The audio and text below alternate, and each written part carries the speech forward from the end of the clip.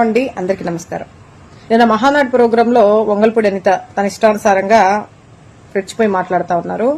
అంతకుముందు ఎన్నోసార్లు కూడా గడ్డి పెట్టినప్పటికీ కూడా ఆమె యొక్క వైఖరిని మార్చుకోకుండా ఒక మాజీ ముఖ్యమంత్రి మా గౌరవ నాయకుడిని పట్టుకుని ఏది పడితే అది మాట్లాడతా ఒక దుర్మార్గుడు అంటది, సైకో అంటది, నంగనాచి మాట్లాడుతుంది, ఏది పడితే అది మాట్లాడుతా ఉన్నది.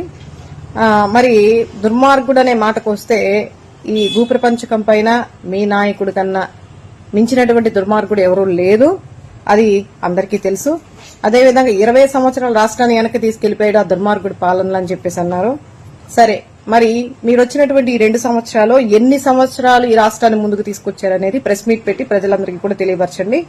అదేవిధంగా నంగనాచి కబుర్లు మాట్లాడుతున్నారు, బాబాయ్ గురించి, రాజారెడ్డి చావు గురించి అని చెప్పేసి మాట్లాడుతున్నారు.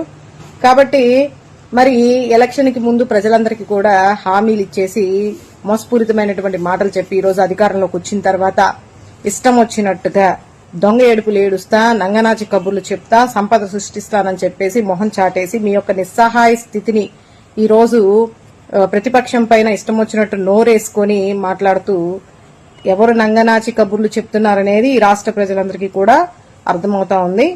ఇంకొకసారి ఇదే మాదిరిగా మీరు ప్రస్తావిస్తా ఏది పడితే అది చిల్లర రాజకీయాలు చేస్తా మీ యొక్క భజన్ని, మీ నాయకుడిని పొగుడుకోండి, అంతే తప్ప మా నాయకుడి గురించి మాట్లాడేటప్పుడు ఒళ్ళు నోరు దగ్గర పెట్టుకుని మాట్లాడవలసిందిగా ఈ అబద్దాల అనిత, పెరోల్ అనిత, డమ్మీ హోంమంత్రి అనిత, అలాగే మేకప్ అనితకి హెచ్చరిస్తూ ఉన్నా.